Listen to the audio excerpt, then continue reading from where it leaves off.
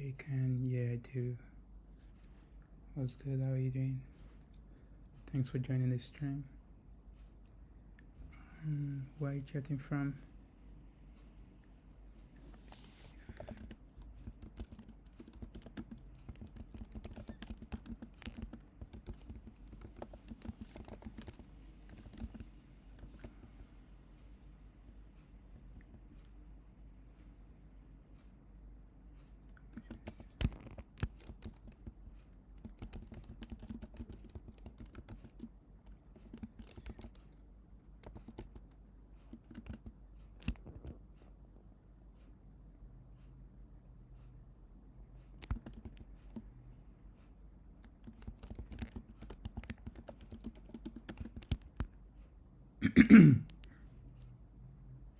Oh, nice. Oh, that's cool. When in the UK are you? I was in London a few months ago. Do you also work with Rust? What got you interested in Rust if you do?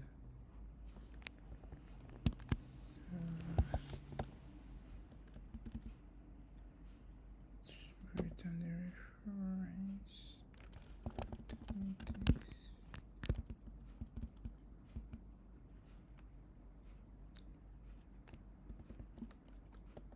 I'm using this anyway.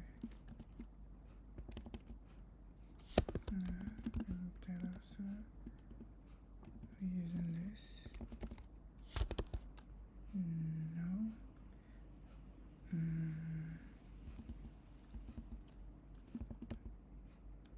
So we could remove that. Think that's fine.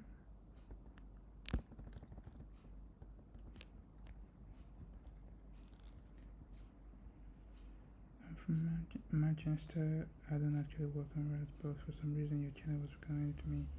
I'm mostly Go and Python, working as a dev. Oh, that's so cool. Yeah, Go is pretty cool. Python is also cool. Are you considering ever working with Rust?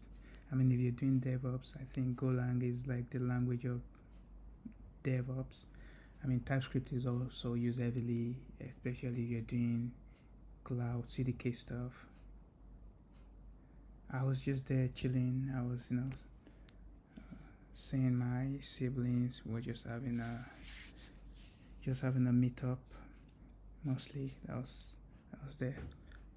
That was what I was mostly there for. I was gonna do some other stuff, but it was a short trip, and I didn't have much time. I think I actually used to know someone in Manchester. Do you support Manchester United?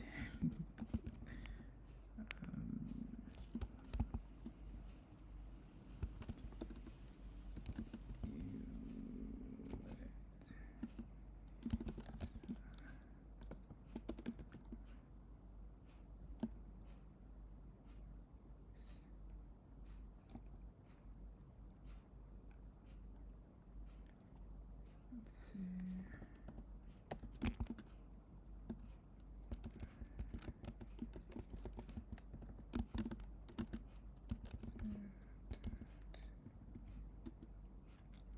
Reference.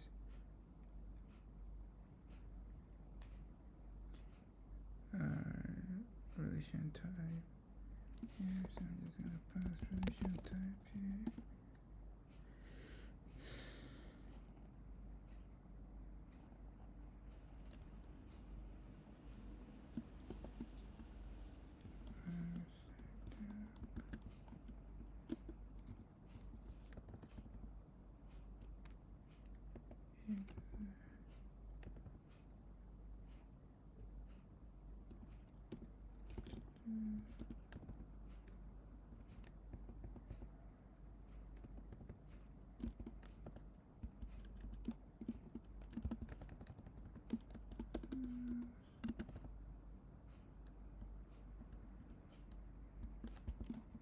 If true.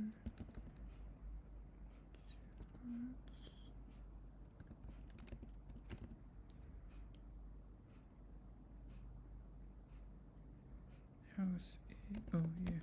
House A. Yep. get it out.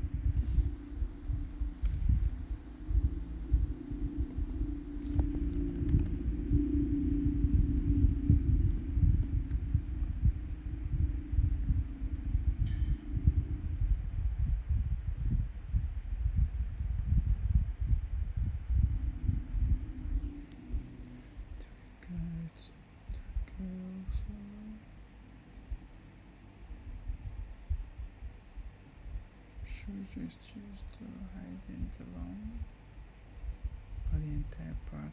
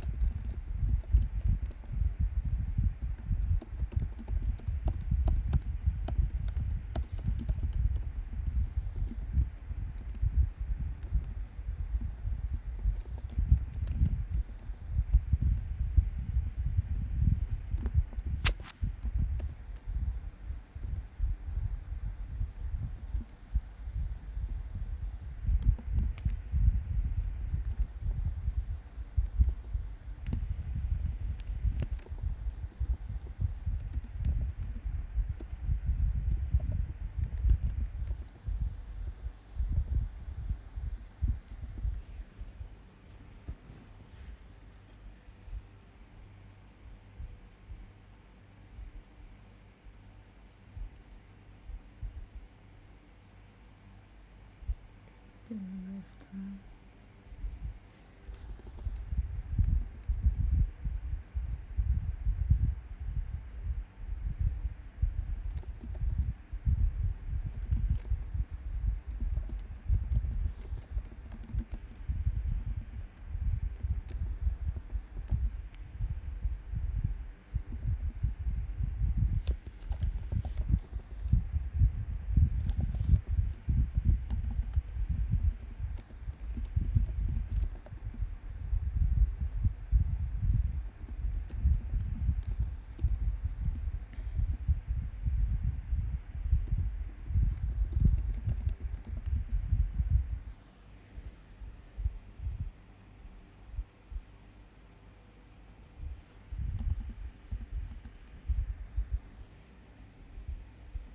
Contact segments.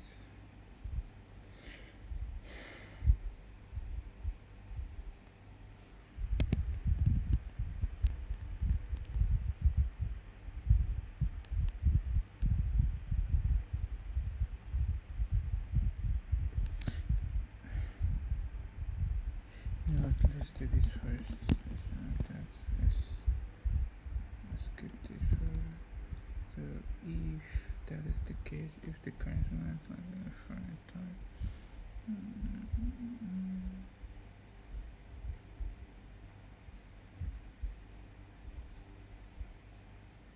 I guess that would then be for that segment. It's gonna be a record.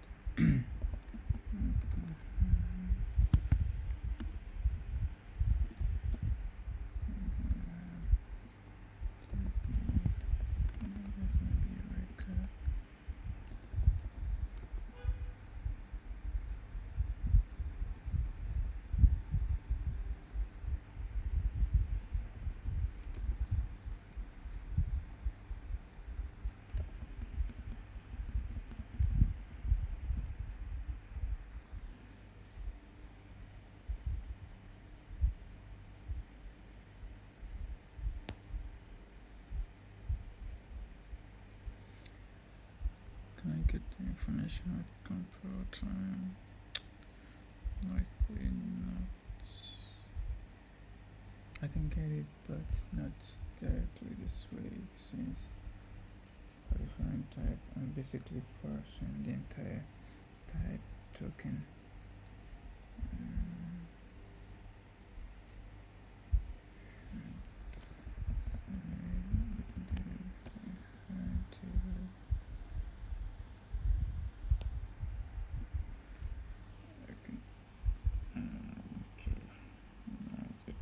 Fish out of this. So then I search. Yeah, we can do this assertion. I think this is a good idea to compare types. This should be equal. Nothing I can do is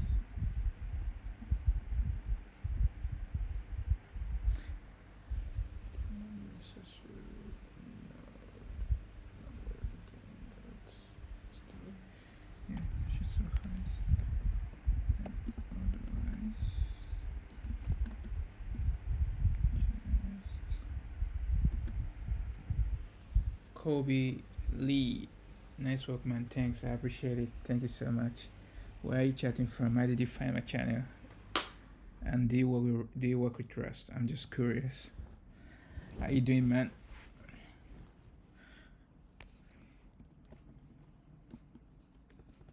And I hope I didn't mispronounce your name. Apologies if I did.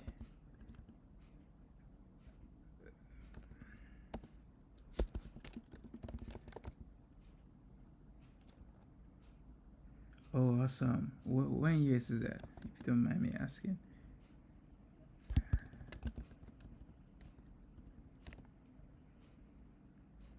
I'm doing great, man. Thanks for asking. How are you doing today? What are you up to? I think this is the first time. Awesome. Oh, perfect.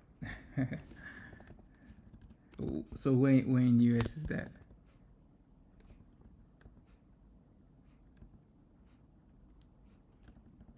What am I missing here? So do we want to actually return error if we or we maybe return an up? Yeah, because we want to terminate that we're unable to do for the entire segment. So we probably should.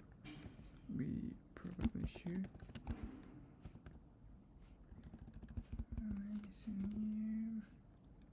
Extractor error, then income. I don't know when my auto format doesn't work. I mean, like, where are you chatting from, and how did you find my channel? Can you hear me properly? Do you work with Rust? What got you interested in Rust? I'm just trying to engage, trying to ask questions. Just curious. Can you hear me now?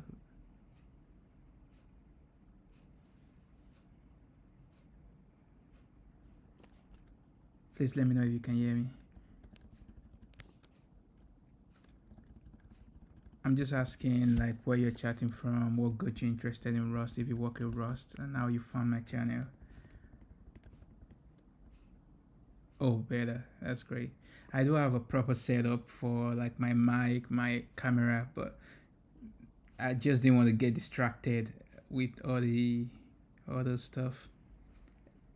Empty code. Hey, yo, what's up? What's good? We're doing great here. How are you doing? Welcome. Where are you chatting from? And Kobe Lee, I was asking if you work with Rust, if you've ever done anything in Rust, or you're just curious about it. And let me know what you would like to see from me. If you have some recommendations, some suggestions, and welcome empty code. Oh, that's great. Rust is a great choice to learn, and like it's being used in many places nowadays. So I think it's a very good time to learn Rust if you're interested in it. Definitely, I would recommend that, and it's gonna teach you a lot of stuff. So what do you work with mostly currently? Do you work with some other languages? Empty code. I'm from Iran. Are you from? Oh, from CA. I'm up north, Kobili. That's awesome. How are you doing today in Iran? Empty code. So I guess I should be.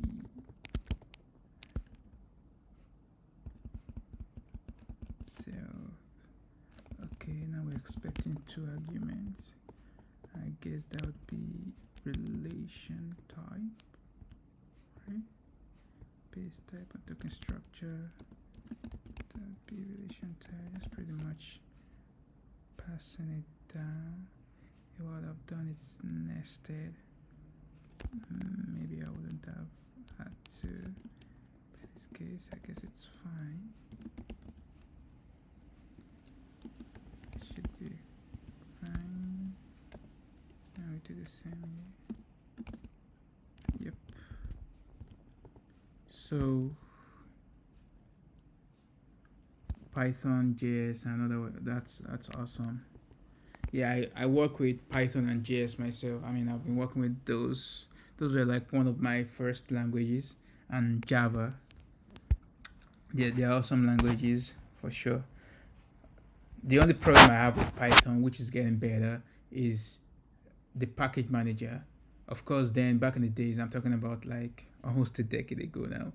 It was, of course, we had Pip and Conda.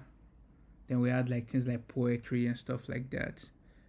But Pip is like a pain to work with, and also the idea of having to set up a virtual env with like PyEnv and other stuff.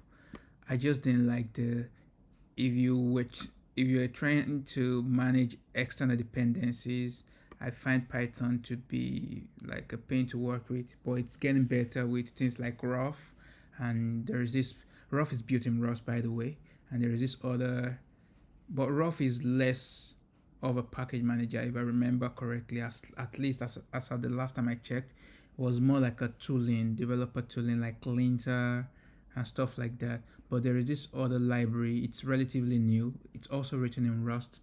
This is more strictly a Python package manager. I think it's called UW, if I'm not mistaken. And JS, the pain I also had with JS was package management. Of course, we have a lot. We have Yarn, we have Yarn 1, 2, Yarn Berry, plug and play. We've got PM, we have NPM, we have Bond, we have Dino. But really, when you start running into a little bit more complex setup, there are just a lot of rough edges, and I've worked with almost every package manager. I've also worked with Turbo Repo, and there is this other one I always tend to forget.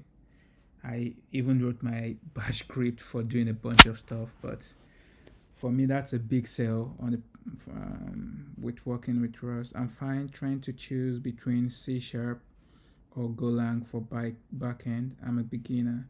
I had a rough reading some C Sharp books. Might change my mind.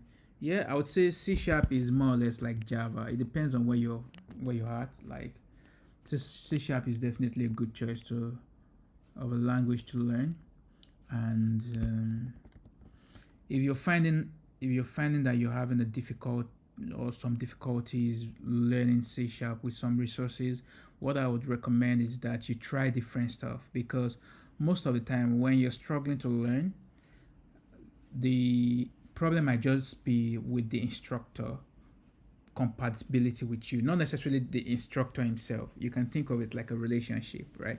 The fact that you might not be good for someone or vice versa doesn't mean they won't be the best partner for someone else, and same for you, right? It's just about finding a compatible um, tutor, someone that can teach you in a way that resonates well with you. And like very little things can actually matter when you're learning. It could be the tone, it could be the intonation, it could be the cadence, the pacing, the structure. Like little things can actually form a barrier to learning and grasping very little. I mean very well whatever you're learning. So what I would recommend when you're struggling to learn is trying different resources and books, and see which one. By the time you read like a couple of pages or you watch a couple of videos, you should get a good idea of if it's gonna help you. And what I would recommend the most is that you just like build stuff. Like when you practice, it's gonna feel daunting. When you read or you're watching a video, it's a good thing to especially read to form deep theoretical basis for what you're doing. But that can often, you don't want to get into tutorial hell, because that gives you that kind of gives you the false idea of learning and growing, but without practicing alongside, it's just like procrastinating your learning. So the best way you can often learn and solidify whatever you're trying to learn is actually by doing and figuring things out. And the nice thing about this is that you're actually learning um, contextually. So you're learning based on context and not just haphazardly or randomly. And this helps to like concretize your knowledge, if that's something. Or what do you think? But C Sharp is a good language to learn, especially if you want to do like enterprise work. So I would say C Sharp, Java, and maybe Python, of course, JavaScript, Ruby. If you're gonna work with big companies, those are the languages. And of course, it depends on what you're working on. If you're working on just integrations with systems, web servers, of course. But at a lower level, of course, C++, and C would always be relevant. And once you know a language very well, picking up a new language is pretty easy. Like professionally, I think I've worked easily with maybe 8 to 10 languages by now. So we are inferring based on the structure, and here references.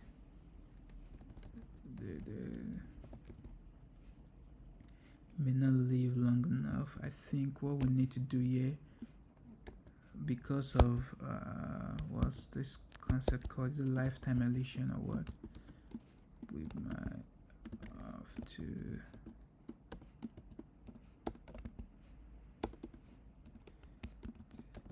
because we're actually deriving that type from relation type, right? A shadows. Oh, really?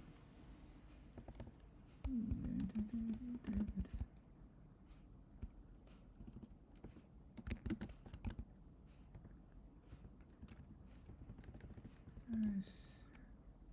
Oh, temporary value created here. Let's see. Makes sense. Needed to hear this. I should probably take my time. Yeah, of course. You should always take your time when you're learning. I think one of the most important things when you're learning is patience. Patience and confidence. With patience and confidence, you can learn almost anything. I believe like the vast majority of people can learn a lot more than they can imagine. I think most people quit. Most people don't even start because they don't have the self confidence that they can learn. Like personally for me, I am always confident that I can learn anything. Some might take me much longer, and also I tend to not get into comparison game. So even if someone learns something in 2 hours and it takes me 1 year, the most important thing is that I'm growing and I'm learning and I'm sticking to it, right? So just focus on your own journey and develop that self confidence in the fact that you can learn whatever concept you want to, you're genuinely interested in. And interest plays a very big part in that. Like, for example, for me, no matter how simple a concept is, if I don't have genuine interest, I struggle to even pay attention or want to learn. But if something is interesting enough to me, I'm patient enough to put in the time and attention to learn it. And the component of patience is that if you're patient enough with yourself to learn something, it means that you don't have to rush. So even if you don't get something in 2 days, because other people have gotten it in a day, you can still be patient with yourself. And after a month, you learn that. And that compounds really, really dramatically. When you learn a concept, right, that gives you, it fits you into a positive feedback loop because you feel like, oh, I grabbed this concept. You feel good about yourself. You get that dopamine, right? That boosts your confidence to progress. And the more you compound that, your knowledge deepens and broadens. You form deeper and broader foundation to learn newer concepts. It becomes easier to learn even other newer concepts. And I feel like that's what you want to provide for yourself. You want to be in that constant positive feedback loop of learning new concepts. And once you're used to learning new things, you actually start to enjoy it. You start to develop genuine curiosity into just learning things, right? And you should, as much as possible, you should make your learning intrinsic, like the motivation. So you might be learning something because you want to get a job, which is good and fine, or because of something else. But developing learning just for the joy of learning, I feel like it has something very unique to it that is irreplaceable. So let's diagnose this. So essentially, let's see if we extract this into a variable. We are go to we're creating a temporary value here. Let's do that here. Yeah, I should really slow down and not stress about my speed. Yeah, focus on getting the concept rather than is this concept. I'm gonna write it out. It's like more speed, less haste. what you want to focus on is on momentum, in fact. And yeah, momentum is the key. And I think momentum is mass times delta velocity over t. If I'm not mistaken, it's been a minute. .NET Core is a big framework with a big ecosystem, rushing things one out. And yeah, so dot .NET Core might be a big framework, but I'm telling you, in the vast majority of toolings that you use, right, you need to get grasp, I would say 20% of the concepts to be really, really effective in it. The others are more like documentational or referential stuff. You just need to maybe check a documentation. Like once you understand the general idea of what a framework does, what problems what problems it solves, right?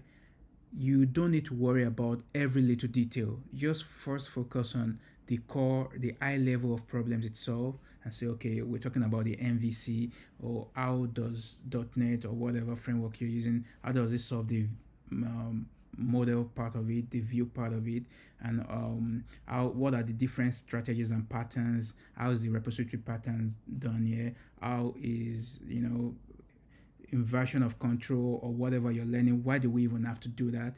If you need to do like, you need to have what's this called, something that intercepts a request. I totally forgot that, but it starts with M, I believe. Just understanding those general idea. How do I connect to my database? How do I interact? Then also learning about the idiomatic way to work with the language. Once you've understood this general idea, like most of the other stuff is just building, working around the edge cases and making sure things are robust. So always when you're learning a new framework, first focus on the high level stuff. Make your learning structured in the sense that first understand the concept, the why. Why do I need a .NET framework? Yeah, middleware. Thanks, Kobe Lee. Middleware proxy, yeah, and others. Thanks. I, I was struggling to recall that. So just focus on the core idea of what the framework solves. Like why am I using the framework in the first place? Once you understand that, there are usually different parts. Like if you're using the UI framework itself, for example, using Rust, Leptos, or Angular, is like, why am I using a framework? Why couldn't I just use JavaScript or just use jQuery? Once you're able to answer that question, like at the end of the day, regardless of the syntax, you're still doing the same thing. You have a state, and you want your UI to represent the state. So your UI is basically a function of your state. It takes in the state, and it depicts the representation of the state.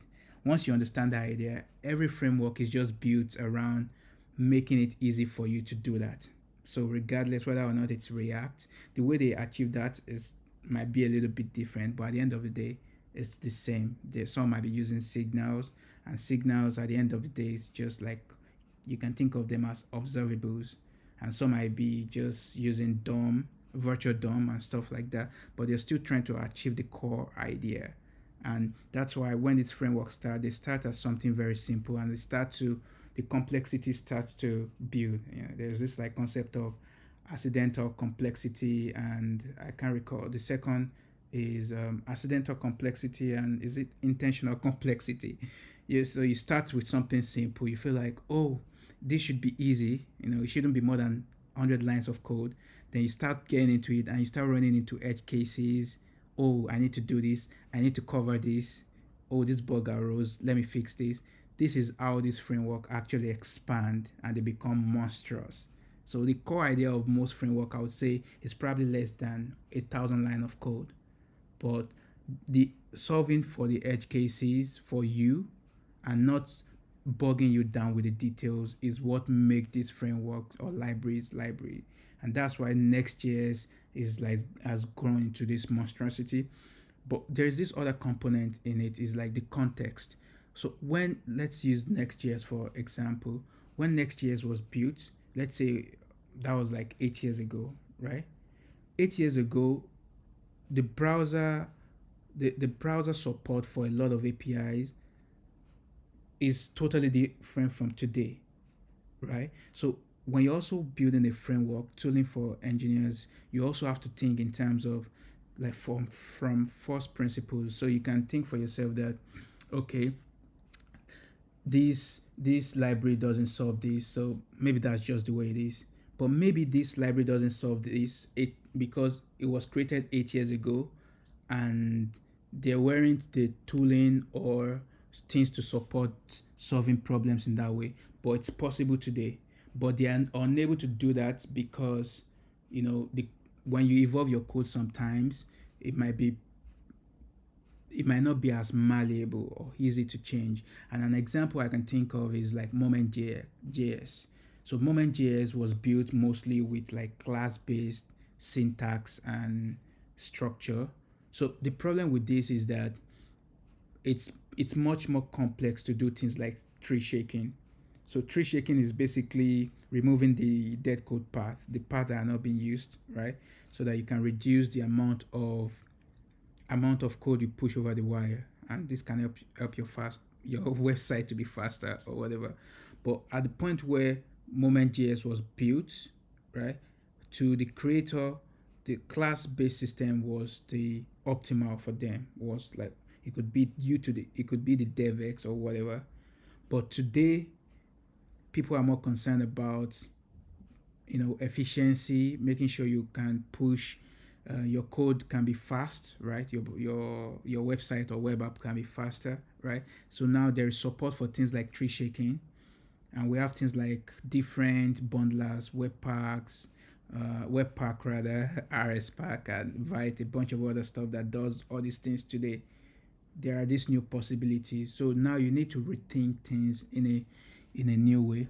So like the most important thing when you're learning, at least for me, this is what I do. I need to understand why I'm learning, like why does this tool exist, and if it doesn't exist, why doesn't it exist, and why am I learning this and not something else, and what are the things I'm learning, or a middleware. Why do we need a middleware?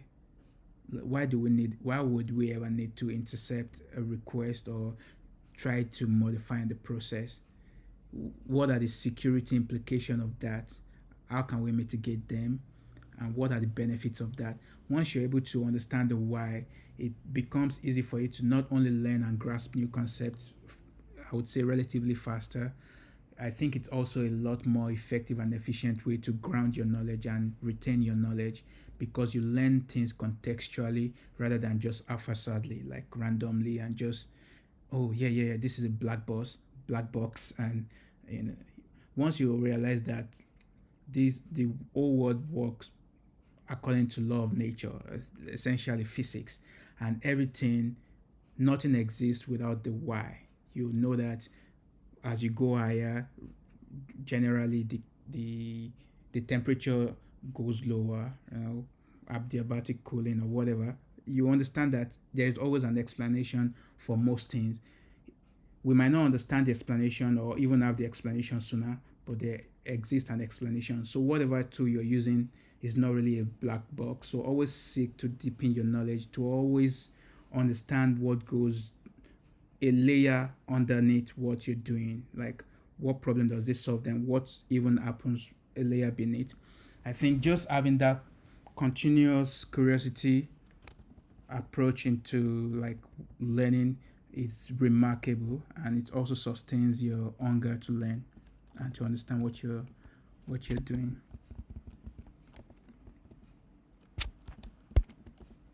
I hope I answered your question. Yeah, middleware routing, dependency injection, in the case .NET Core authentication, right? Also database. Yeah, database is another a whole lot, a whole large like topic. But I'd say nowadays most of the databases are good. Even what's the name of this database? Document database. I keep forgetting everything now. Oh, thanks. Great talk. I keep forgetting everything now. MongoDB now support transaction, but the fact that it supports transaction doesn't mean it's going to solve your use case the best. And this is why you always want to also seek to not only broaden but also deepen your knowledge, like breadth and depth. So understanding database engine, like having the decent knowledge of data structures and algorithm can also be very effective, especially when you're doing software engineer. I know people always dunk on data structures and algorithm, but I still strongly believe that is one of the most important thing you can do to yourself to actually learn at least the fundamentals of it, data structures and algorithm, because virtually everything you do in computer science boils down to data structures and algorithm. Like that is basically what computer science is. So like if you're using different database, you understand that how are these data stored, why should we store this data in this format, and you're always, most of the time, you're making trade-off between space and time, or even within space and within time, and both, right? So having a good knowledge of data structures and algorithm can also help you know that maybe MongoDB would be good for my use case. Maybe a columnar database, like we're using SailorDB or Cassandra, or maybe I should just use or DynamoDB, or maybe we just use a typical transactional relational database or a graph database. And like just understanding that at the storage, you don't have to know the nitty gritty, but decent knowledge of how these things work at the storage layer, and also the scaling of it, having a decent idea of what sharding is. So for example, sharding, if you understand the idea of how hashing works, understanding sharding would be quite easy for you. Or even if you're working with in a distributed system, load balancing, the idea is similar to how you work with hash tables. Like you have different buckets, and the same idea is similar to what you do. You're doing like radix sort or counting sort, like just so getting this knowledge helps you like fit this puzzle and understand different access patterns, why you would choose these, and make a more optimal decision. But ultimately it's just like constant experimentation. You try some things and you see that, oh, this leads to a dead end. Next time you come to it, you try to do it a little bit better. Yeah, and it's project based book, right? So yeah, we're returning, but yeah, keep the questions coming.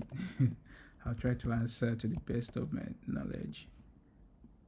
So yeah, we're returning the custom type as an own type. Oh, I see. So this returns a reference, and this returns also a reference. So we're still referencing the relation type, and same with this, we're returning a reference. So this is also a reference, but we're turning that into an own stuff. So let's see, we can replace.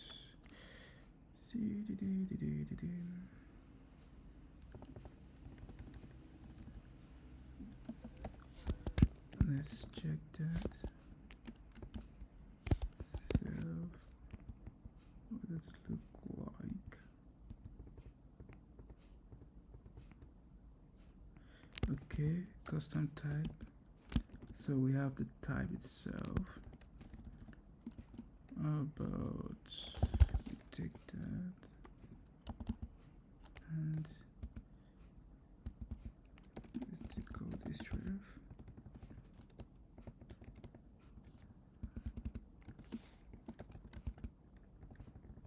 Replace self. Oh, this returns a noun object, understandably so, but I could have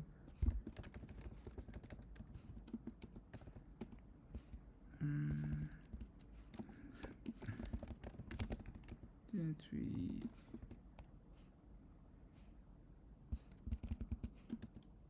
let's just get a type. But no, actually we're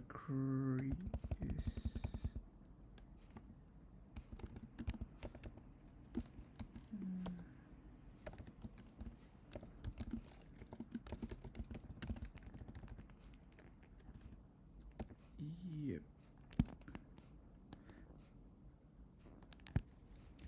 P.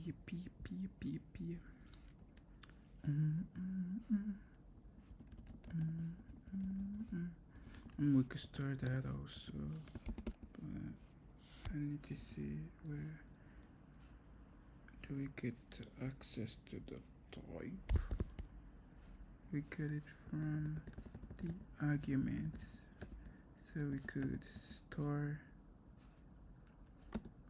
store this on the type. Well, I don't think we don't really need to do that.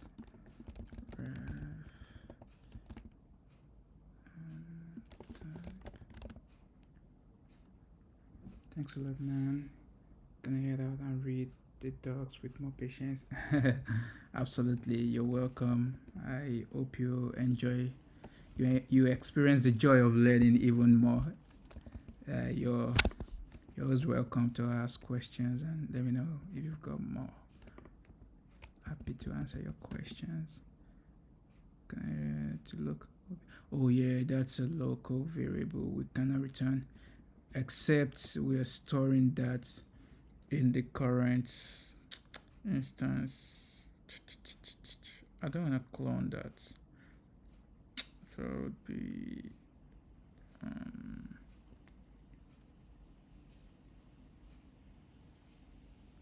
main.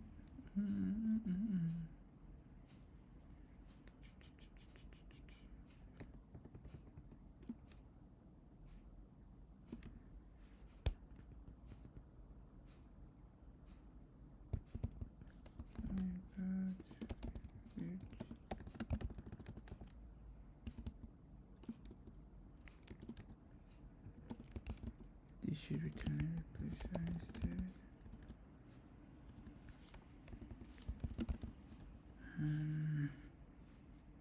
Get replacer. I'll just do replacer.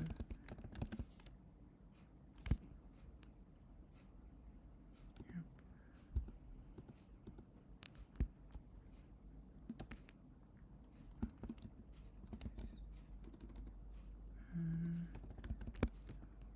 Was that?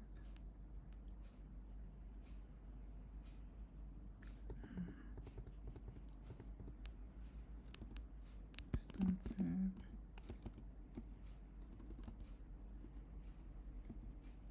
Into inner, that would even. Okay, so we can do replacer. So get a replacer for that. I mean, I could have just cloned the whole thing, but I'm thinking, do I have to clone replacer? Then do replacer. I think that method might be private. Let's check the definition. I mean, replacer.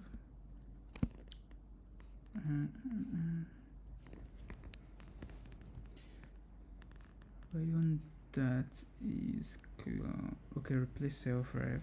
We've got that now. Replace self. That's public. Replace self-ref.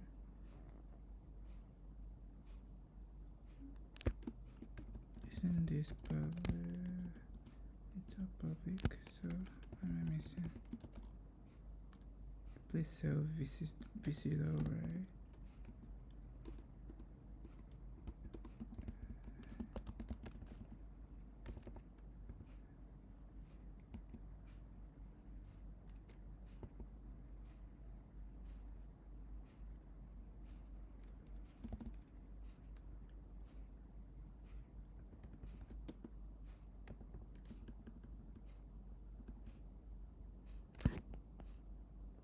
Custom tag, self replacement.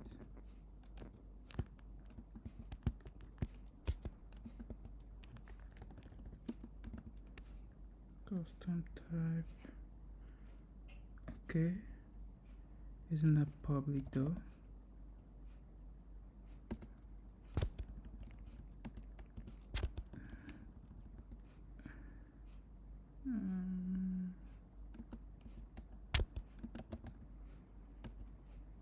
It's public. No, not that server placement. Oh, it's not public. Why?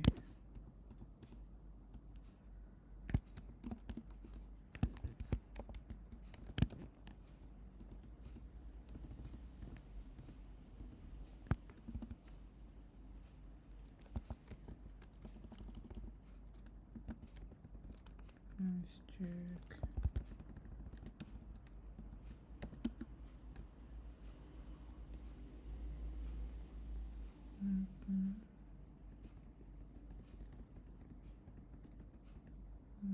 So field meta. Okay, it's public.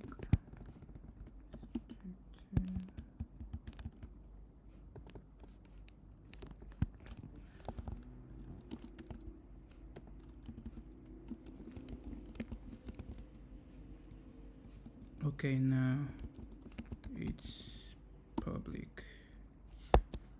Good.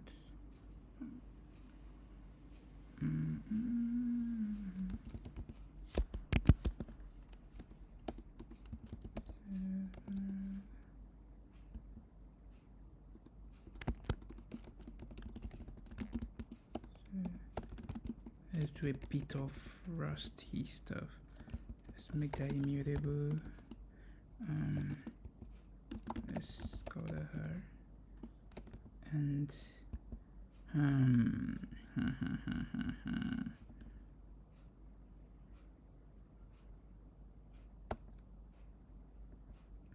yeah, I think we might end up in same situation, because if we do this is what I mean. Let's say we have the type and we do custom type. I mean, we can do new, or alternatively we can take her into just her into that. I don't have a converter from a ref type to a custom type. No.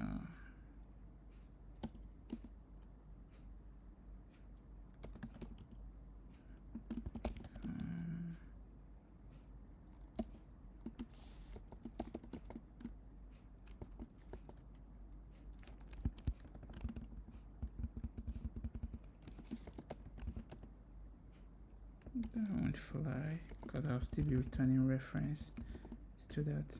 But anyway, I thought that was an interesting experiment.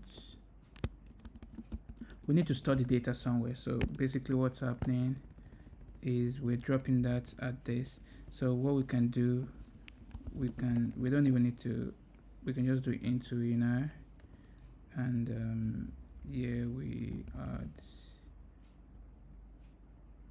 replace cell. Yeah, we can do same thing here.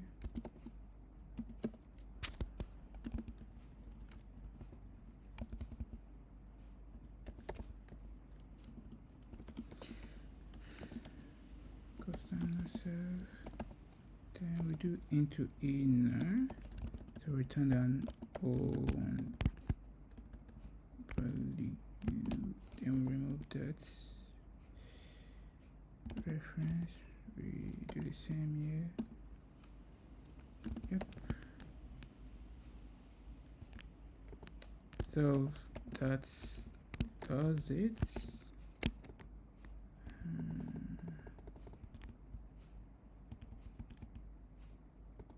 References.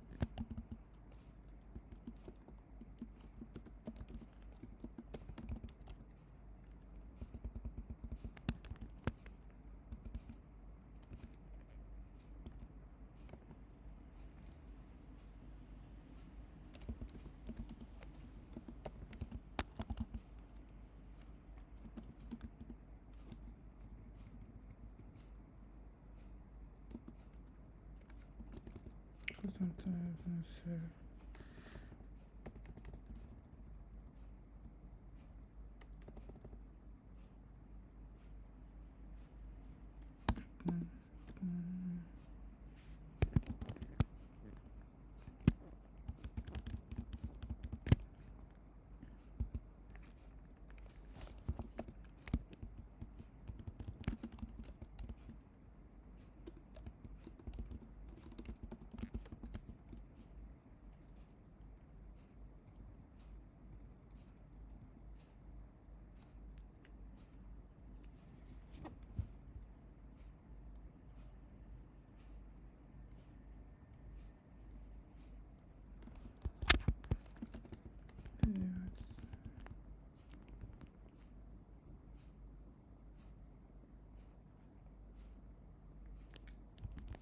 Replacer. Okay, could remove that.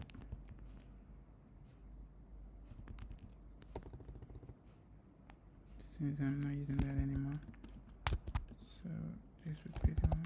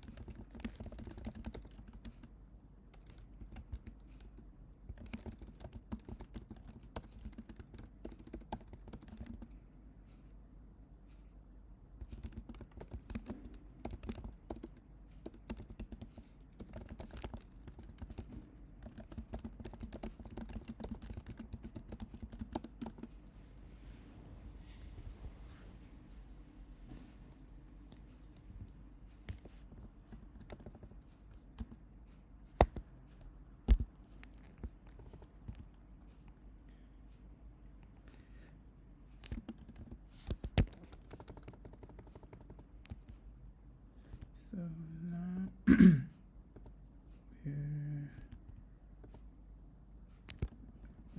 in this token structure where if it's a foreign field type, we check if the idents are equal. If they are, we pass this. There is no way we can get that because we're not prompting the user. Prior to this, I would prompt the user to actually provide the foreign table name as the metadata, but now I'm prompting the example is this. So prior to this, you would have to do something like person, which is actually the table name, but I felt like this is a lot more limiting because all you could get here is from is the table name, right? And certainly you can use that for something, but not a lot. And we can of course use some heuristics and say, okay, if we make this a Pascal case, then if we enforce some things, we make this a Pascal case, then we can parse that as a type identifier for the foreign struct, right? But what if the user alias the struct? And for sure we can tell the user that, okay, your table name has to be the short or the snake case of the whatever your struct name is, and we do that to some extent, but that is very limiting. So because of that, I said now you can provide that as a, you should provide the struct itself, and you can provide this as a string, or you can provide it just plain this way. The nice thing about this is you actually get all this nice stuff you can over, but if you're gonna do more complex stuff with generics, and this PR is supporting generics, prior to this I wasn't supporting generics, you want to have generics and all that, you would have to actually stringify it. So you would have to stringify it just because of, you know, how complex it is. If we would in Rust, if we would have to do that without code, but this simplifies that.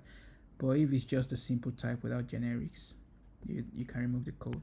And of course, if you're having a generics and you can have the concrete type here, let's say you have a person and it would be of type T, and T implements display, and this is T instead. Of course, you can do type alias T person, and pretty much just say person string, and yeah, you can do TP here instead. But anyway, that is the gist. So what I'm essentially what I'm trying to achieve now is that when you have a foreign field, typically you will actually be having in this case it's an embedded object. Actually it's a nested object or an embedded object, so you think about it in terms of an array. So if it's gonna be, I might actually be able to show a concrete example.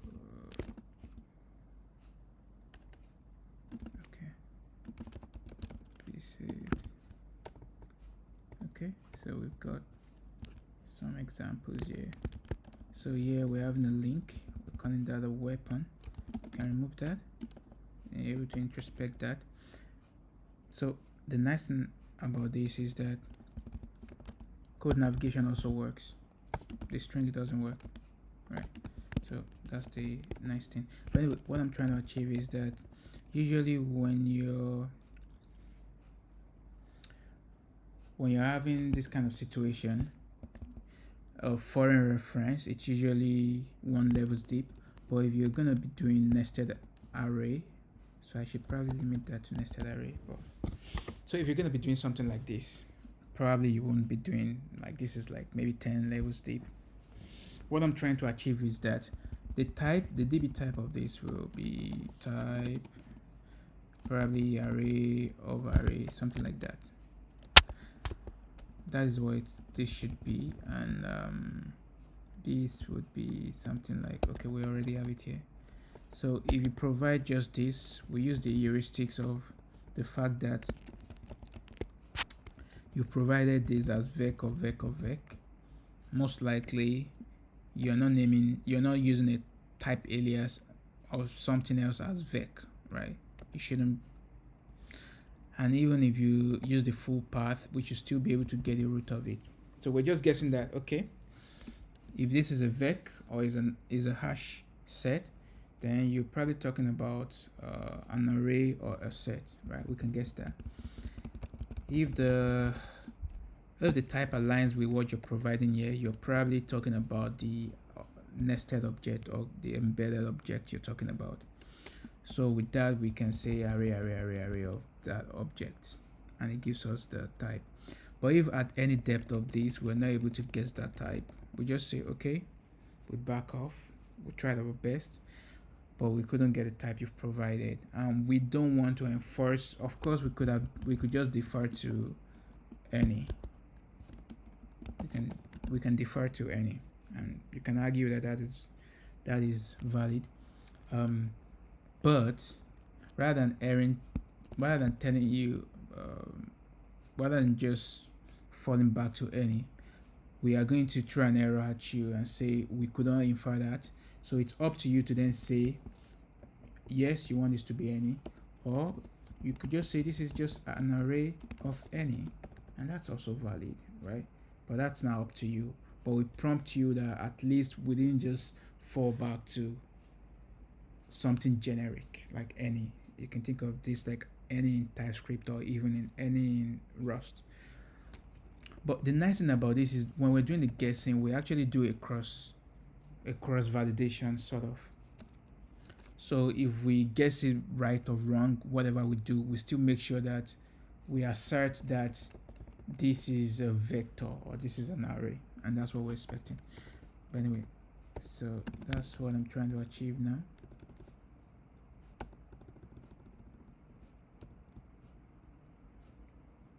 So based on the token structure, we can use certain heuristics to guess, and if we fail at that, we check, okay, is it the foreign table or structural referencing? We compare the ident. We could do maybe a more robust comparison of also the type and lifetime generics, but I think for now this should at least suffice. We can always, of course, improve things if need be.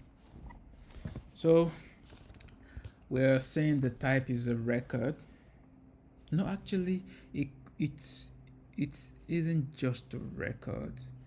It isn't just a record, because in this case, in fact, more often it should be an object than a record. So because when you're dealing with, I'm not sure yet if I want to support nested foreign objects, because that doesn't even align with the concept of one to many, many to many relationship, right? So I think now that I'm rethinking this is actually much more appropriate for nested objects and array. So right, this is, in my opinion, this is more appropriate for that. We want to say that's an object, yeah. So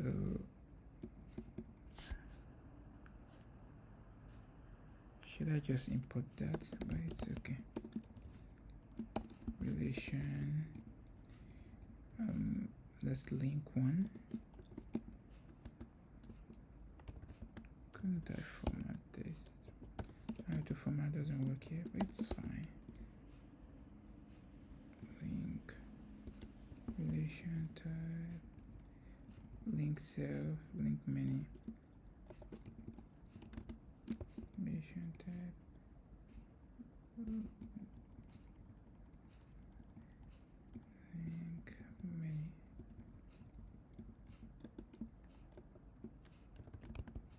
Yep.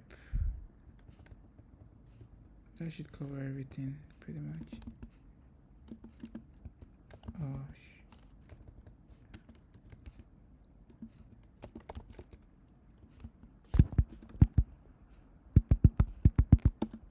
yeah, shouldn't format that. It's okay. I guess it's because that part of this part of the code doesn't fully compile yet.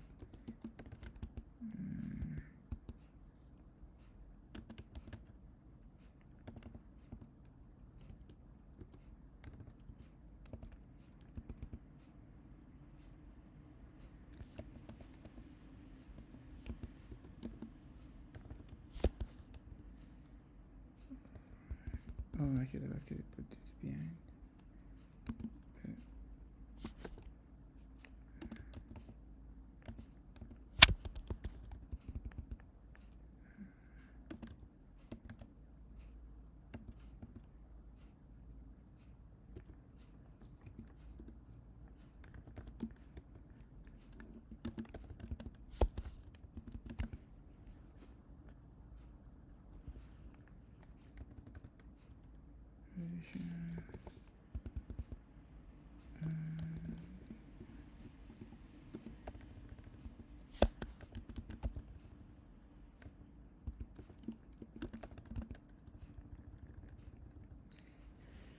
Yeah, so references,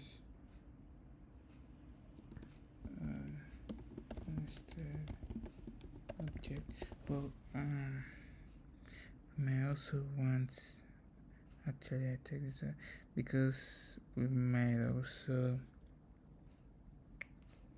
also want the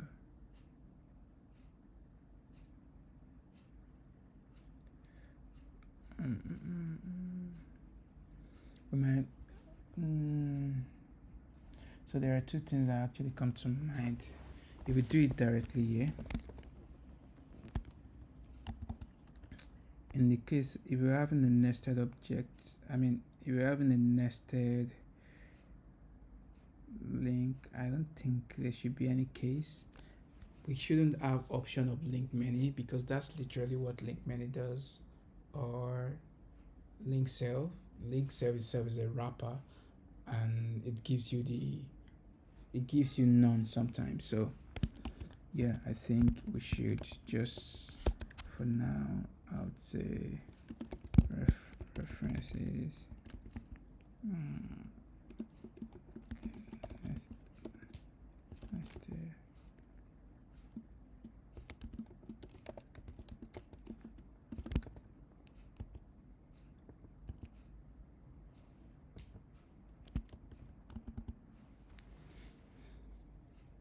Because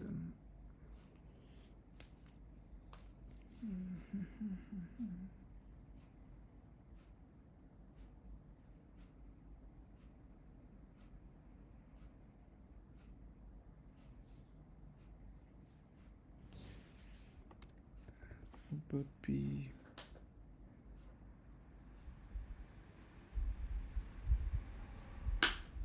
so now the record actually should be an object.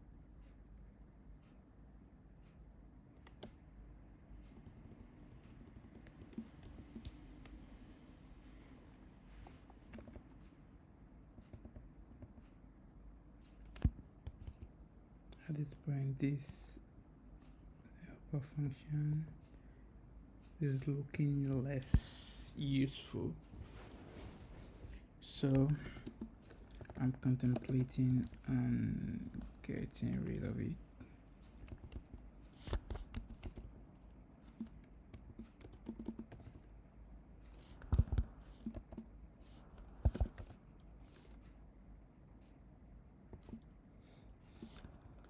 You could do something like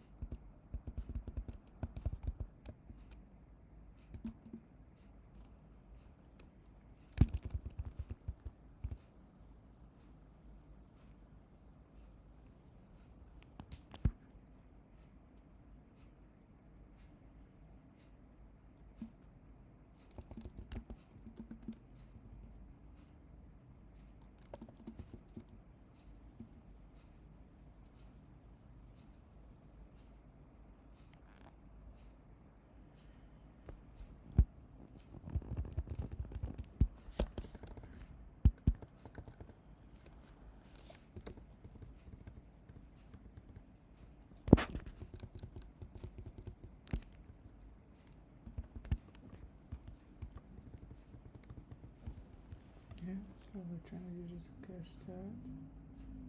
Shouldn't have start. Yes, man.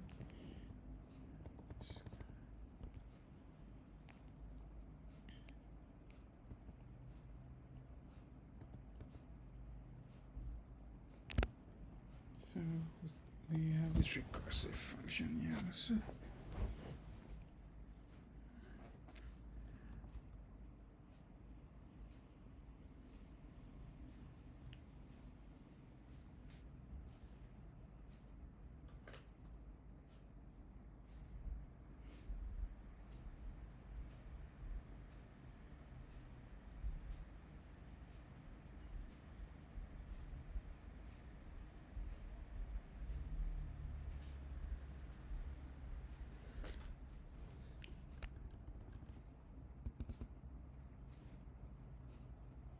how's everyone doing?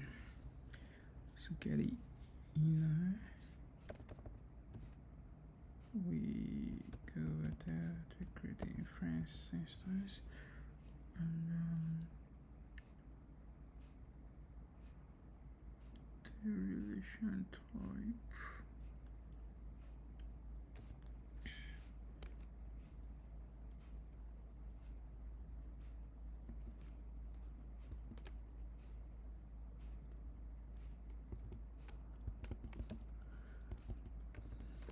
Do we have the information? Do we need that?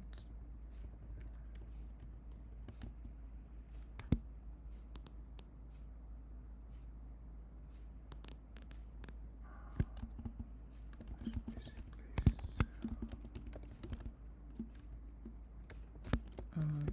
because it's an inner function. Yeah. Select that.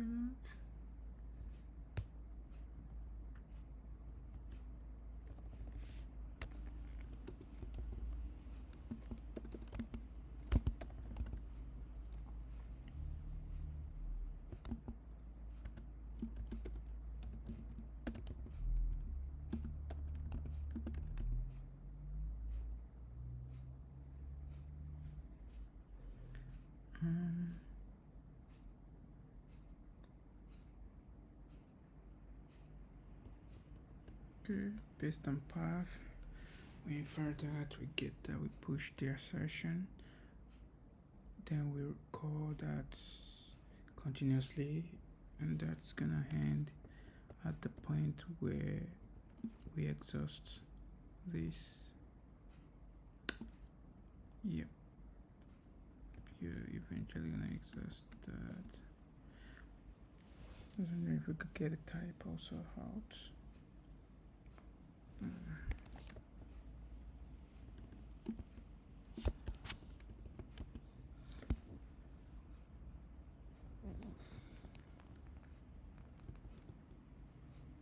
What's up by that?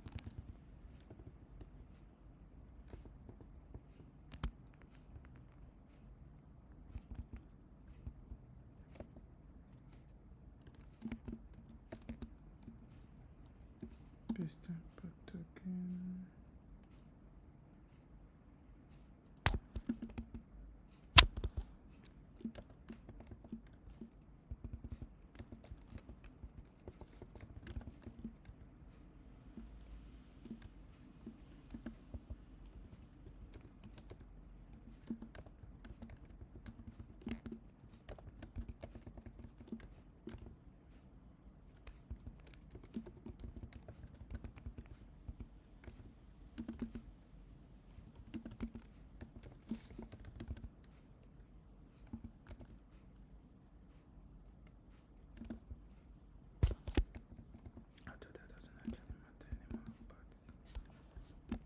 For now, we'll pull on this. I'll put a comment to change.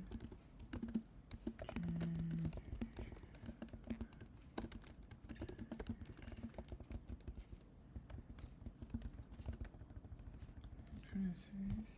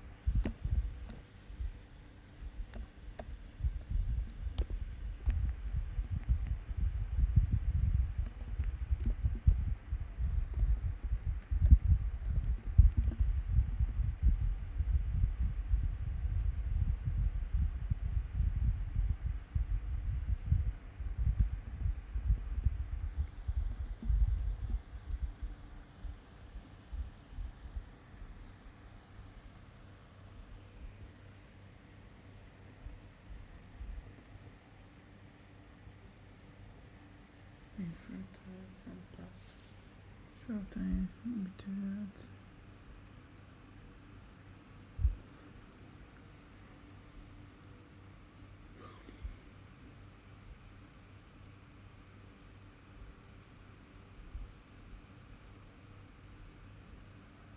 Static assertion.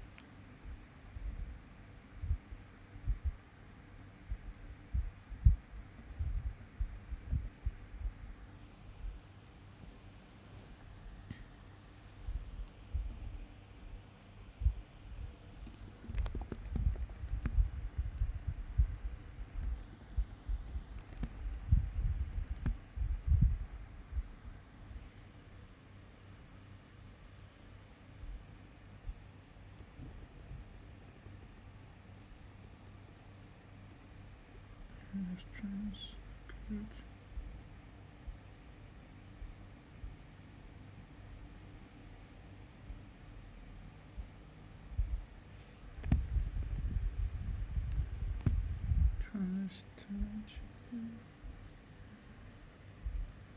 Can improve that.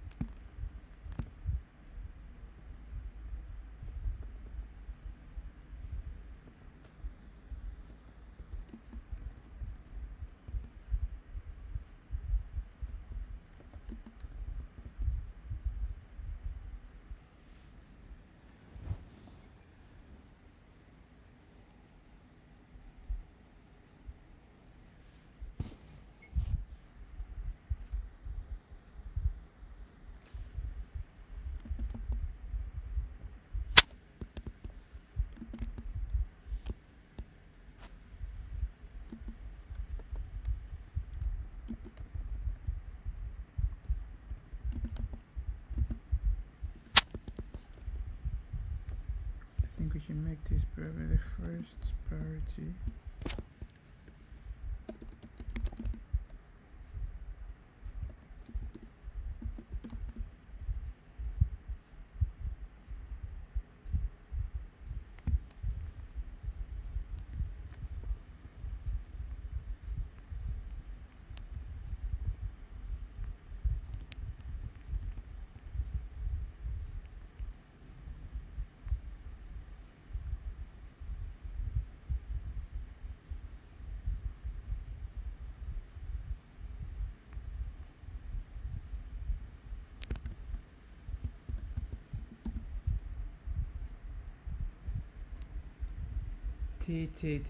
Hello, I will join.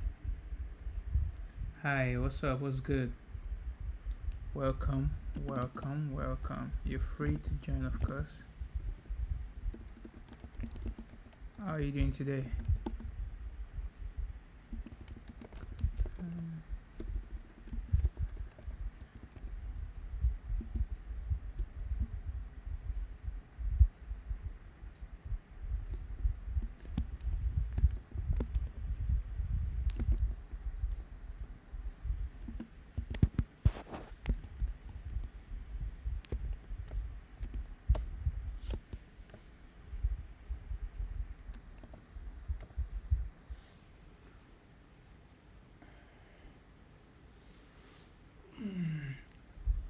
This should be a bigger priority.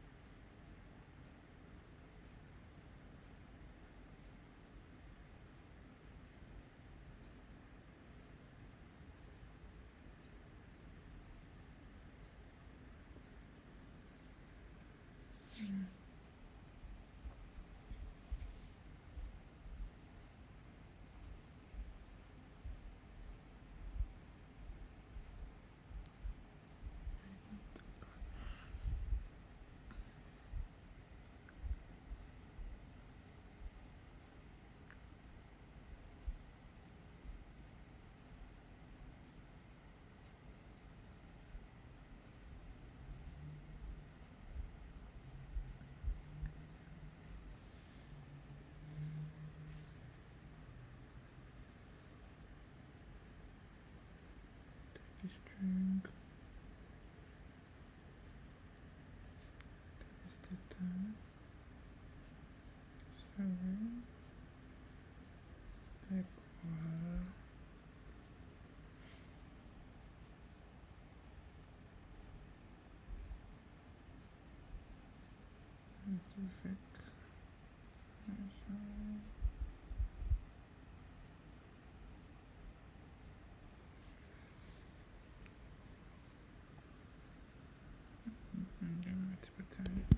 Oh yeah, because we've got multiple.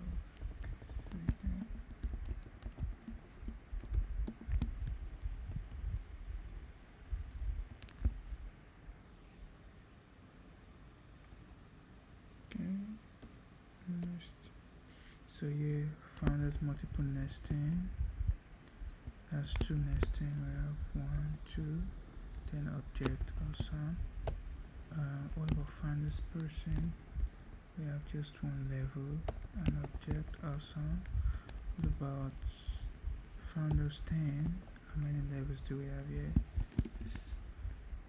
1, 2, 3, 4, 5, 6, 7, 8, 9, and 10. Then the object awesome. So that gives us 10 of those. Then this should generate the right thing. Because we can always do that in string also. And I wonder if that would actually be better, since we can also get a string formats. But I guess this is much more flexible, because when we have access to only the nested object type, then we can, but in this case it's just object, and we're doing link. But when we're doing links, that is better, because we're not passing the foreign table anymore. We're only passing the type, the foreign type. So we can pass the token rather than the string, because with the token we can have the Rust code just like this, and when you run it, it generates whatever you need. So we're able to infer even without the new recursion we are doing here, because we change the priority to do based on token.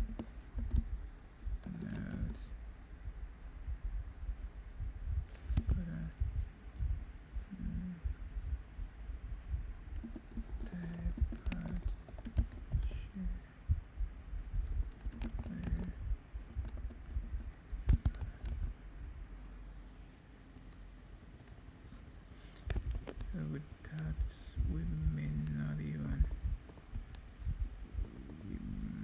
even need this anymore, because this is just trying to compile the assertion. And with this we don't need much of that anymore.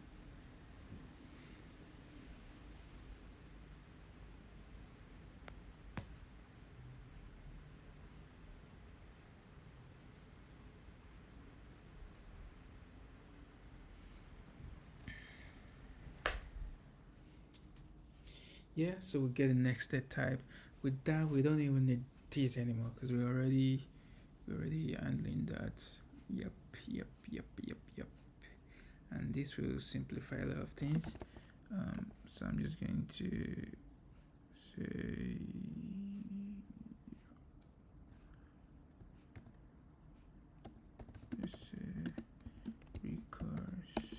recursive revalidate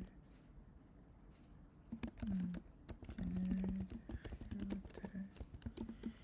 And when you provide it, I think we can just do one level. That's good. Yeah, as long as this is done. See, we have a couple of stuff we need to fix.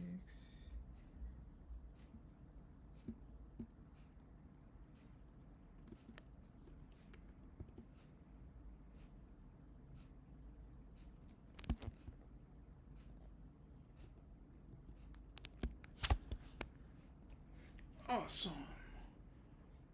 Oof. So what happens if a user provides that? Say I do something like type equals string.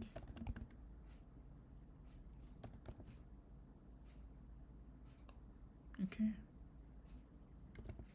What if I do array of any?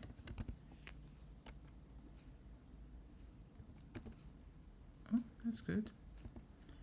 What if I do array of any?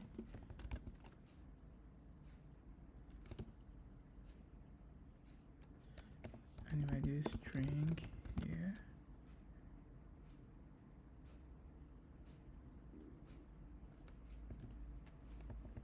yeah, so with this we're doing just shell. Let me reload the macro and retry. Let's see what we get.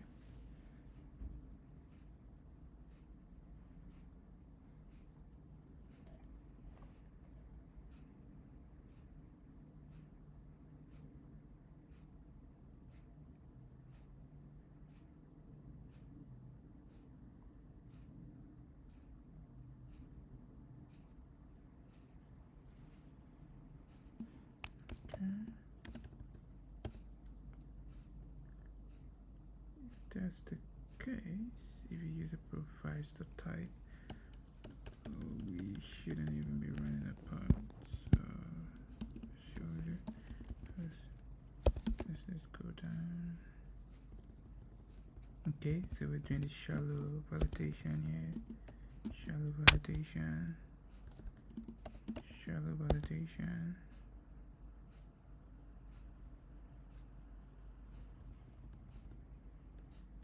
Shallow.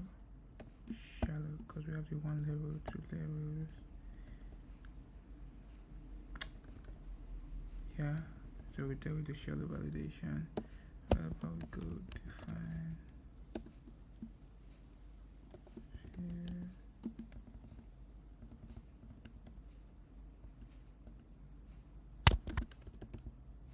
Let's refresh.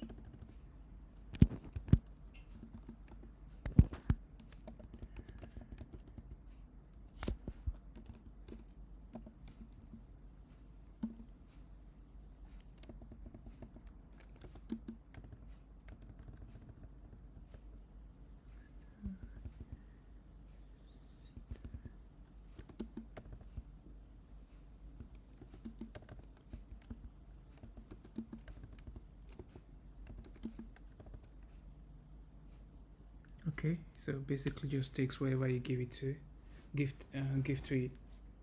Awesome. If you don't give anything to it, it infers that, but it still does cross validation. If you give something to it, then it just takes what you give to it.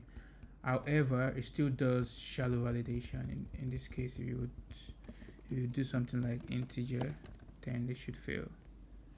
Yeah, because obviously we can still more guarantee do the top level, say string,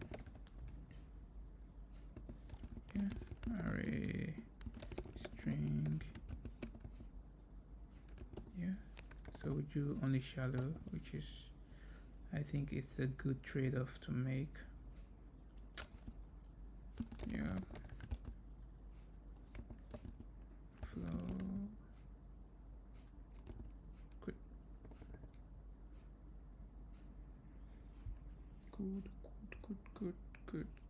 Good. Yeah, I think that's a good trade-off. That we do only shallow level when you provide it explicitly, and if you don't, we do the deep stuff, but we still cross-validate everything.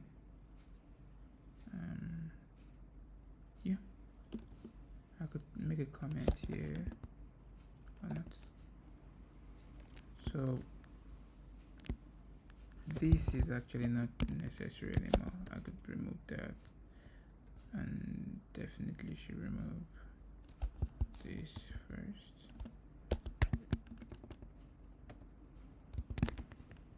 and infer by how using this.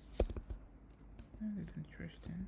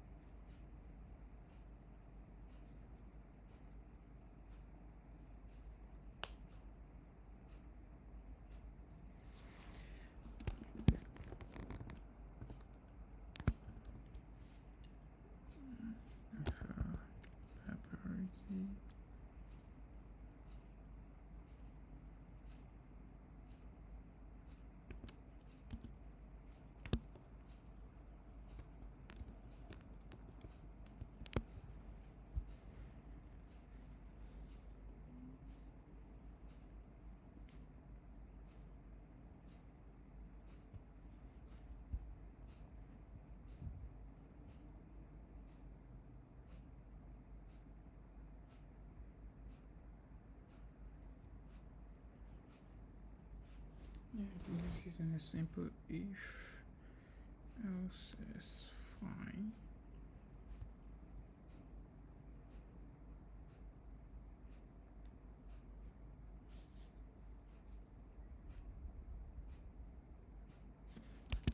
I could do stuff here and there, but then we will eagerly evaluate that, but of course we can mitigate that to priority 1.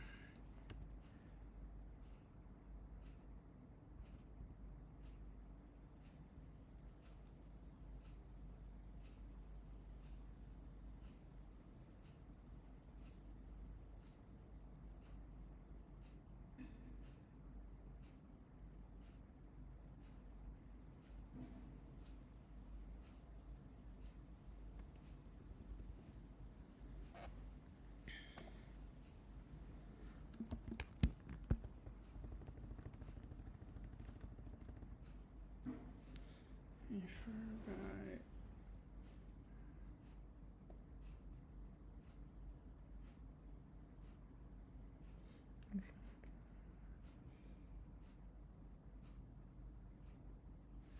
this is not necessary anymore.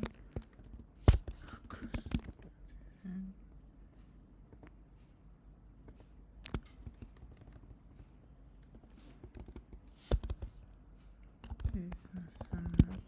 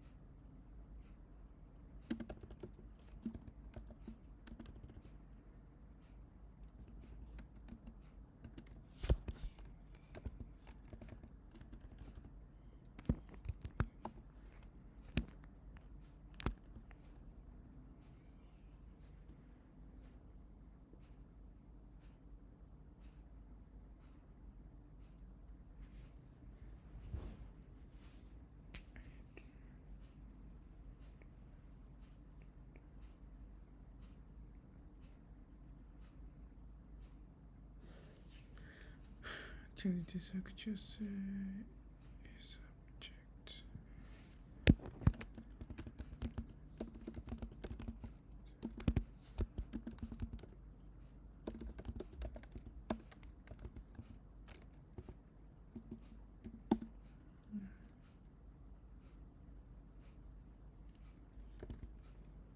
I think this is probably nice. Is object is array.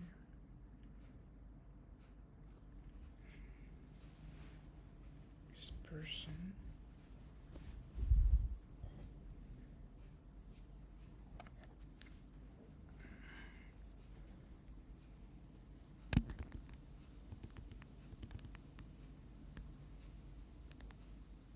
Yeah.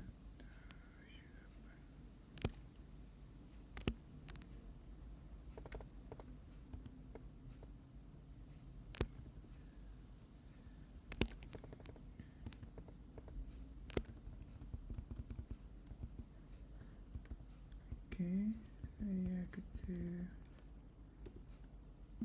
Okay. Thank you.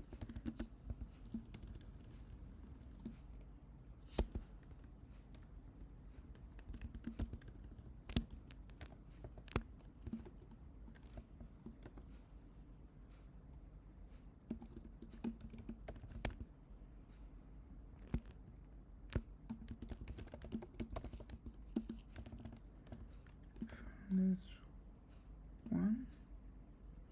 Let's expand. Whoosh.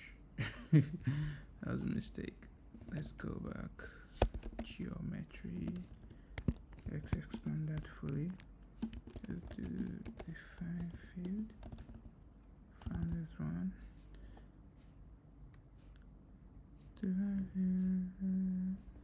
Type object. That is good. These are your objects. Good. So what about, what if we do something, let's go a little bit crazy, maybe not even that crazy.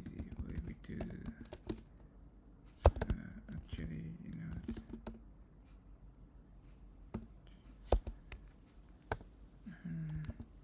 let's change that to this, and let's say have 3. How about that? Let's refresh.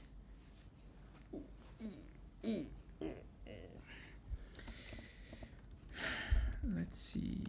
So now we expect that to even give us, I hope this is the refresh stuff. First, let's make it equal. So that was founders, and we still get define field founders. All right, yeah, that's field founders, and array of this. Now it actually tells us precisely. You see, it's able to infer even the size. It's able to tell us that it's fixed size array of 3.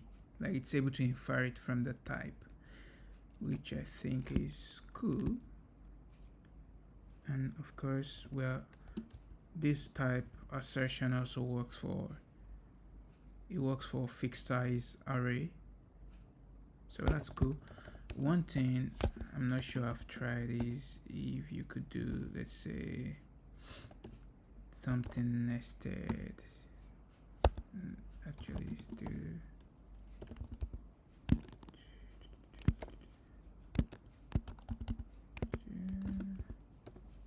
let's make this 36.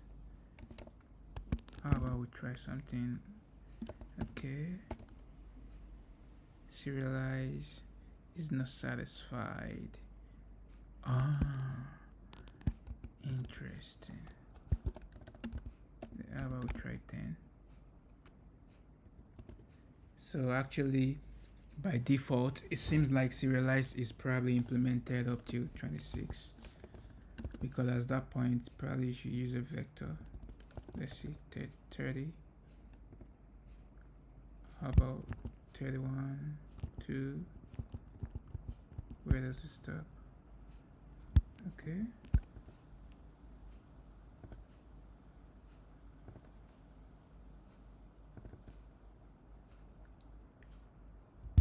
It seems up till 32.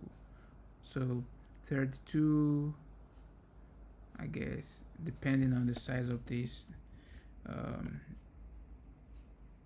Yeah, if it's 1 byte, then that's like 32 bytes basically. And how many bits would we have there?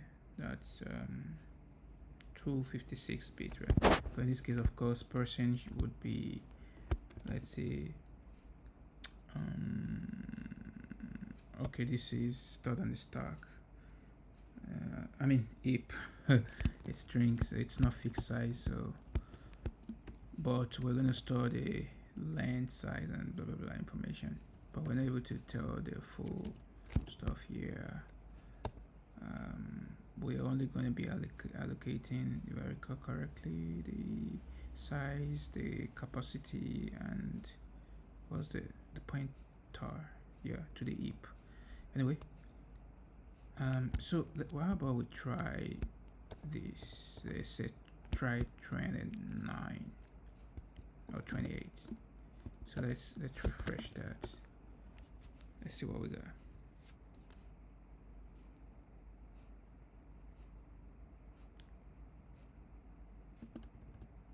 Okay, let's check now. So we are trying to check define field.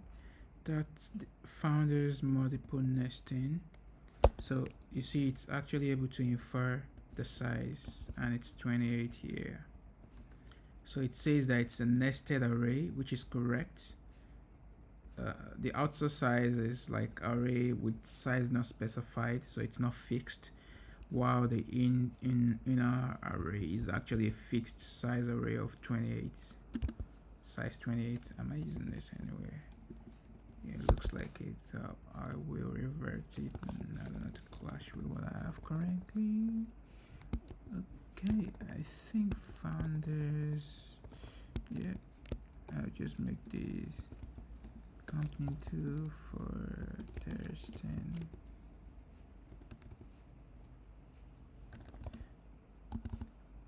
So the nice thing about this is I'm enforcing the convention that your struct name should be the camel or Pascal case of your table name. So your table name should be in camel case, and it tells you not where. So I'm actually looking to also do this automatically because we have the information, but anyway, I'll think about this because it tells you exactly table name must be in snake case of the current struct name. Try this. So it tells you what you're missing. If you don't want to follow this convention, then basically you're just gonna do relax table name, because there's a legitimate situation where you might want to do this. If you're doing data migration or you're having a materialized view, so you're basically copying from aggregating from another table to create a new table. Even in that case, that would be an entirely new table. So that's not a good example. Anyway, that's not the best example. But whatever the case may be, migration or whatever it is, it still allows you to represent a separate struct, but you have to tell it to relax, right? Otherwise, you just do this. And the nice thing is you don't need the codes. So you could remove the codes and just have it this way, and it's also fine. And the other nice thing, you don't need the code in all this place. And the like, of course, if you're gonna have a complex type with lifetime and generics, which are, well, lifetime is also generics, but you get the gist. Type generics, type path generics, or lifetime generics, then you still need to use the code. But if it's just a simple stuff, you can take away the code. And the nice thing about that is you can introspect that, so get a nice over when you do that. So you can just do this, do this, do this. So now this infers the type correctly. I need to write a bunch of tests for these, and still need to do some cleanups. Let's write a comment. Links should not be, links are not, exempt or excluded because we are handling separately nested objects.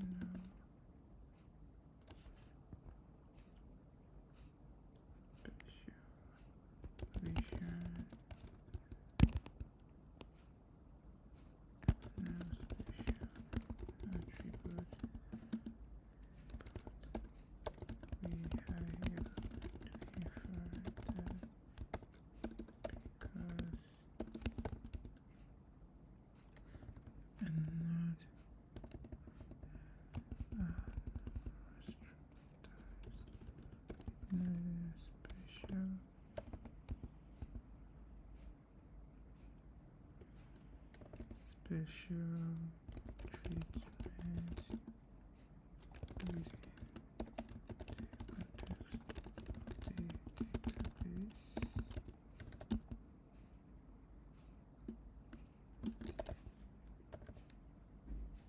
Oh, not okay. Nested object. Nested data included here in this.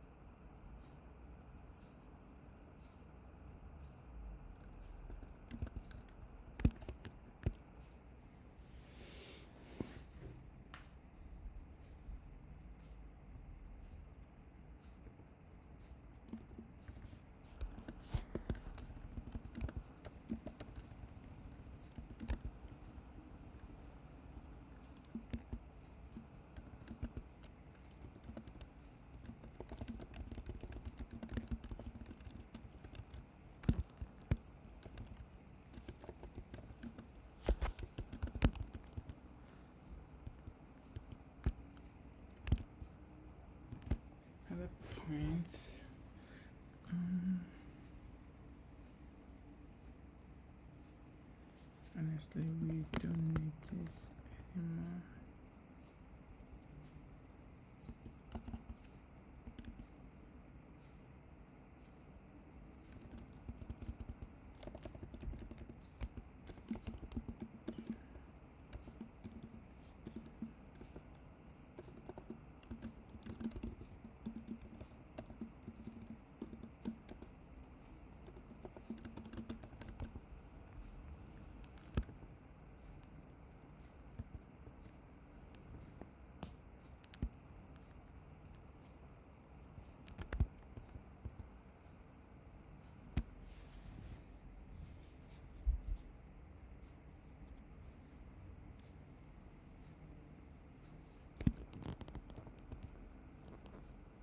It shouldn't even hit this part, because if it does,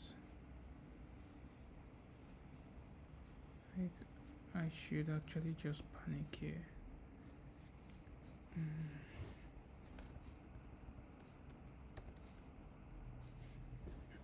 Yeah, because we are already inferring, so change based on field length type.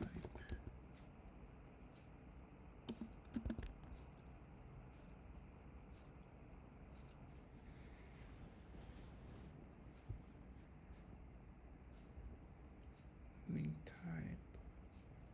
The nested area excluded.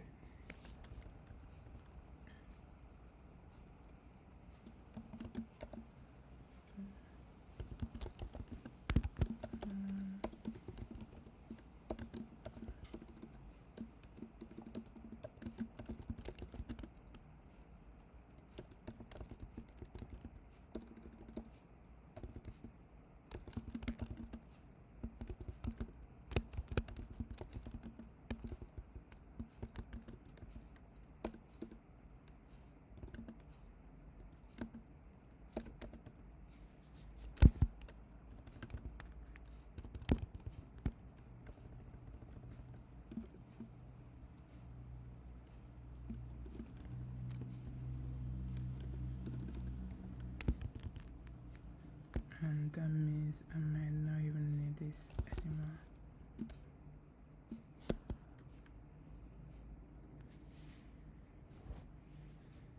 Right, I don't need this anymore. Generic nested thread. I think I don't. One other thing, how about we do something more interesting here?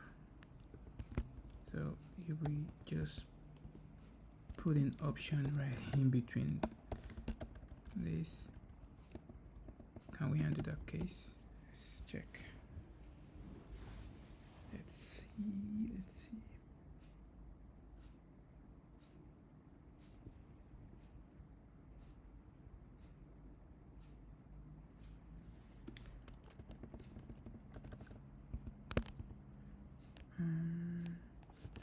So we have option now, right, in the middle of somewhere.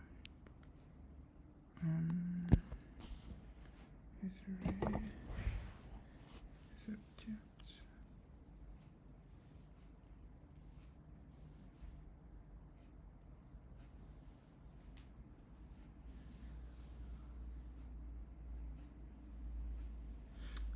Nice.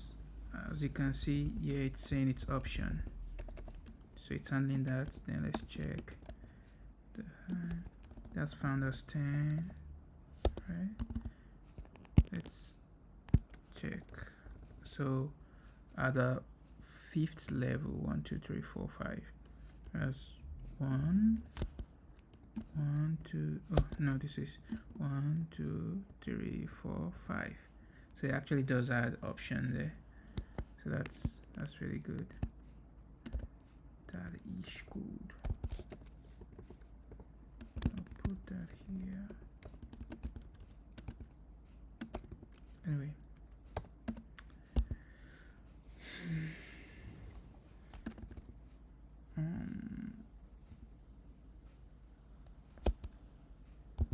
Is that fully cleaned up?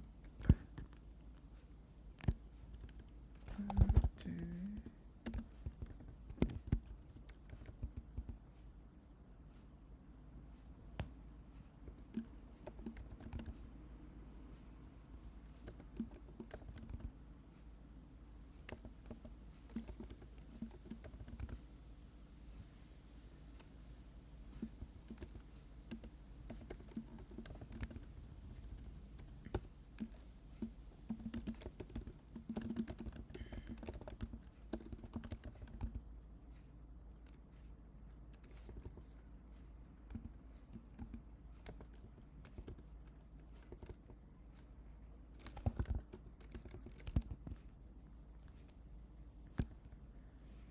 Just trying to be sure first. Like that.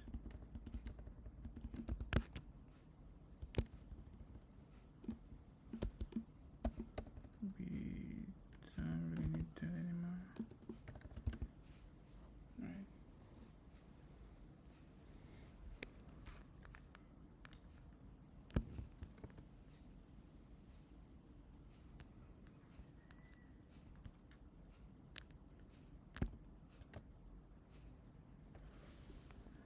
Static. Tree.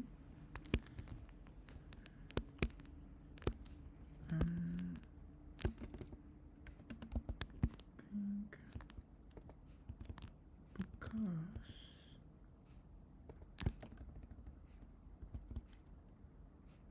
we can revert that to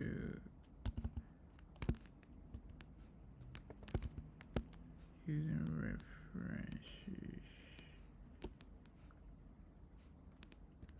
for sure.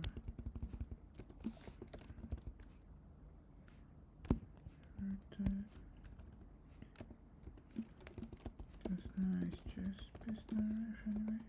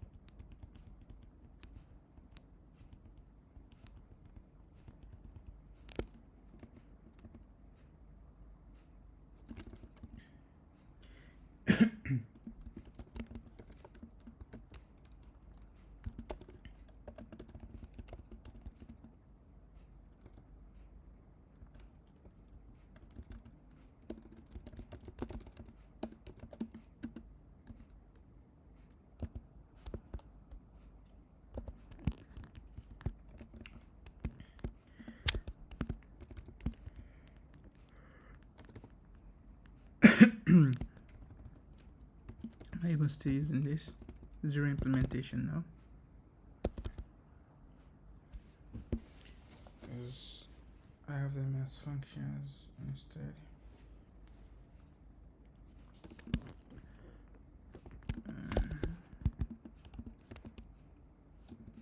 Based on field name, I could take these two.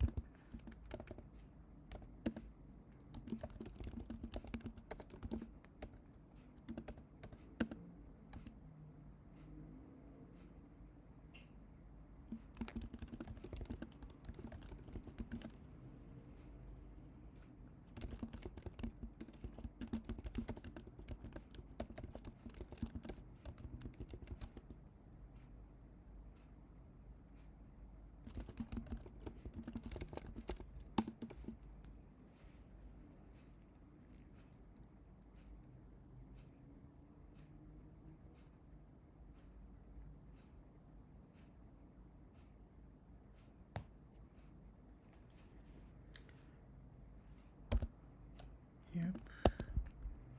So probably have a bunch of stuff to fix.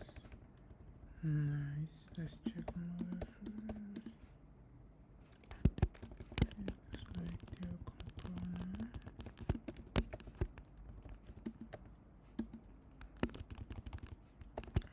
Good.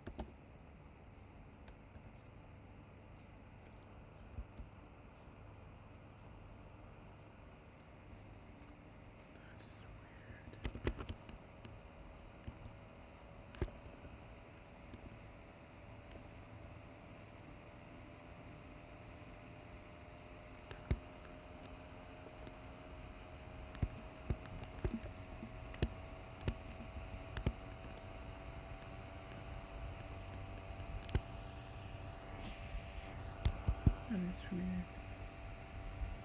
What meter are we talking about here?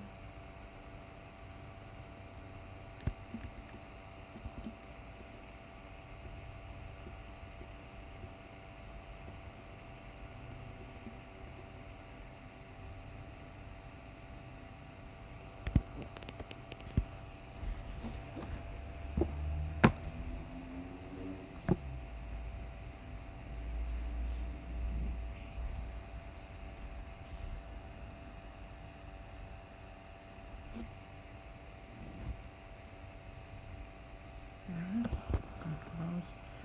I'm curious, was it? Where is the understand this?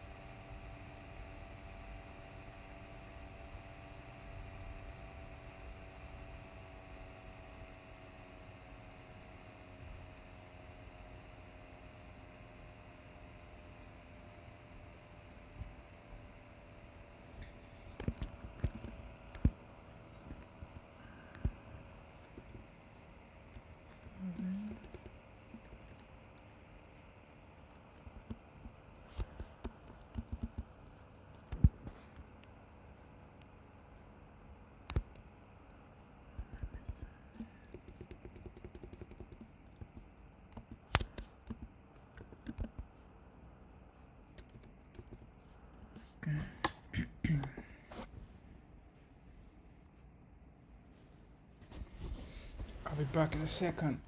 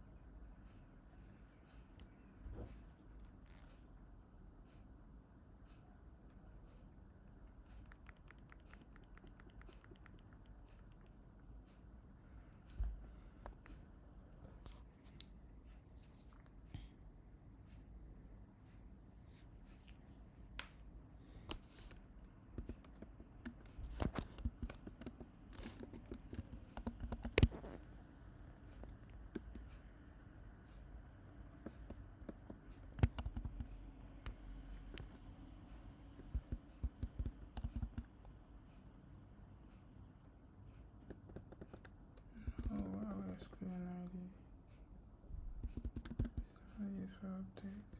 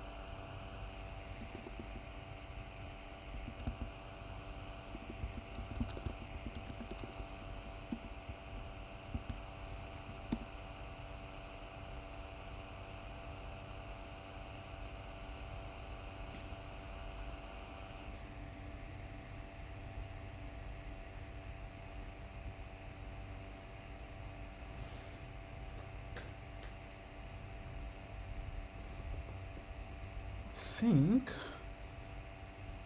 I'm quite happy with our progress today. I um, I just need to make sure the project compiles. Then I'll do the cleanup. I'll do the formatting and everything, and I'll add. Of course, I need to make sure the tests pass, and for whichever doesn't pass, I update it. Then and only then I'm gonna add tests for all this derived.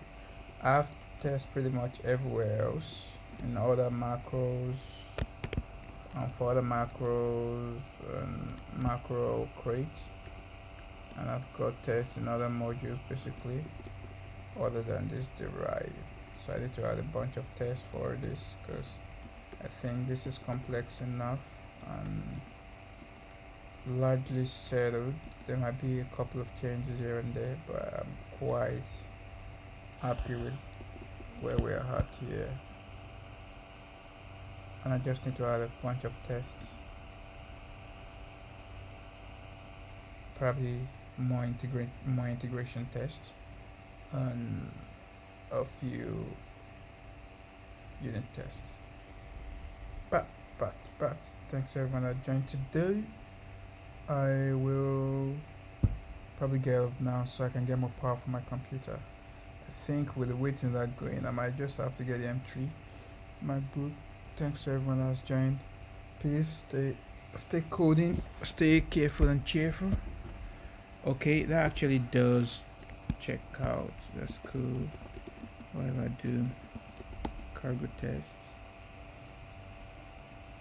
Oh no, I'm getting some errors there. Actually,